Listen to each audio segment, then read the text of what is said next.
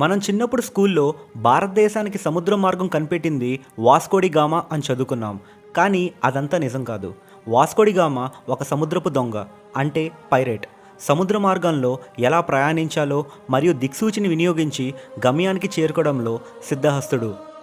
అప్పటి పోర్చుగీస్ రాజు అయిన Manuel I western Europe నుండి ఈస్ట్ వరకు సముద్ర మార్గం కనుక్కోవాలి అనుకున్నాడు.